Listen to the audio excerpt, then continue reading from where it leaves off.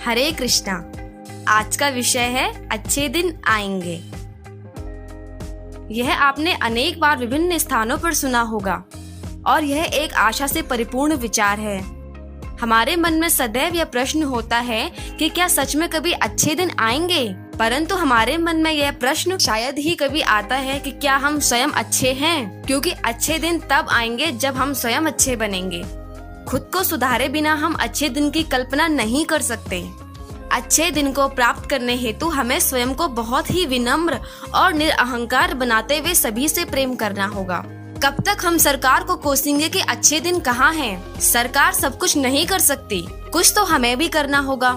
समाज में इतनी बुराइयां व्याप्त हैं, एक दूसरे के आगे निकलने की होड़ है, ईर्ष्या, लोभ और द्वेष है, तो अच्छे दिन कैसे आएंगे? क्योंकि समाज तो हम सभी से मिलकर बनता है। इसीलिए स्वयं हमें सुधरना अर्थात अच्छा बनना होगा। लेकिन हम स्वयं को अच्छा बनाए बिना अच्छे दिन की कल्पना कर रहे हैं और दूसरों के लिए सोचते हैं कि यदि ये व्यक्ति सुधर जाए तो अच्छा हो जाएगा, यदि यह कार्य ठीक से हो जाए तो अच्छा हो जाएगा। आज लोग मौलिक सिद्धांतों को भूल गए हैं, इसीलिए दुखी हैं। प्रायः लोग भौतिक जगत में विभिन्न स्थानों पर जीवन के सभी रूपों में अच्छे दिनों को ढूंढ रहे हैं। उन्हें यहाँ वहाँ अच्छे दिनों का एक झलक तो मिलता है, परंतु कुछ समय पश्चात वह समाप्त हो जाता है।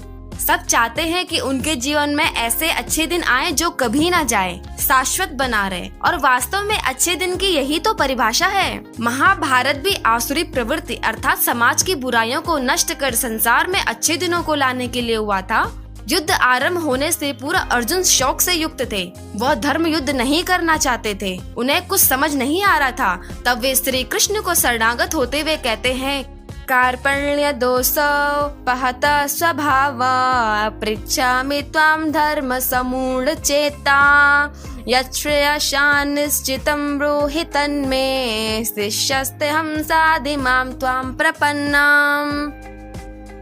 अर्जुन श्री कृष्ण को कहते हैं कि मैं अपना कर्तव्य भूल गया हूँ और अब मैं आपको शरणागत हूँ, आपका शिष्य हूँ। मेरे लिए जो श्रेयस्कर हो मुझे बताइए, मुझे उपदेश दीजिए।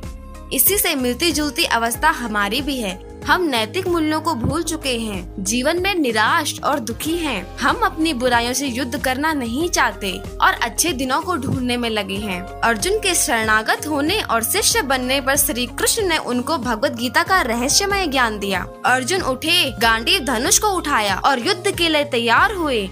उन्होंने युद्ध जीतकर संसार में धर्म की स्थापना की, जिससे हमेशा के लिए उनके जीवन में अच्छे दिनों का आगमन हुआ। हमारे भीतर अच्छाई और बुराई दोनों है। हमें भी भगवत गीता का अध्ययन करते हुए अपनी बुराइयों से युद्ध कर उस पर विजय प्राप्त करना है, जिससे अच्छाई की जीत हो और जीवन में अच्छे दिन सदैव के लिए आ जाएं। क्योंकि संपूर्ण भगवत गीता श्रवण करने के बाद भगवत गीता के अंतिम श्लोक में संजय अपना मत देते हुए कहते हैं, यत्र योगेश्वरः कृष्णो यत्र पार्थोर्धनुर्धरा तत्र श्रीर्विजयोर्भूतिर्ध्रुवानीतिर्मतिर्मम। जहाँ योगेश्वर श्री कृष्ण और अर्जुन जैसे उनके भक्त होते हैं, वहाँ श्री अर्थात ऐश्वर्य, विजय, विभूति अर्थात असाधारण शक्तियाँ और नीति व्याप्त हैं। यही तो अच्छे दिन हैं। जिसके पास ये चार है उसी के पास तो अच्छे दिन है, क्योंकि अच्छे दिन का अर्थ यही चार को प्राप्त करना है। यदि सभी इस पथ का अनुसरण करें और अपनी बुराइयों से युद्ध करते हुए उस पर विजय प्राप्त कर बुराइयों का अंत करें, तो भारत ही क्या संपूर्ण विश्व में अच्छे दिन आ जाएंगे। और यदि हम इसके विपरीत चलते हैं तो इसका अर्थ है कि हम माया अर्थात भ्रम में हैं और हम माया में रहकर कभी भी अच्छे दिनों को प्राप्त नहीं कर सकते। भगवत गीता ही शाश्वत अर्थात हमेशा के लिए अच्छे दिन ला सकती है। तो भगवत गीता का अध्ययन करिए, सदैव आनंद में रहिए और अच्छे दिनों को सही रूप से जानिए और प्राप्त करिए। आशा करते हैं कि आपके जीवन और संपूर्ण विश्व में अच्छे दिन जल्द ही आए। हरे कृष्णा।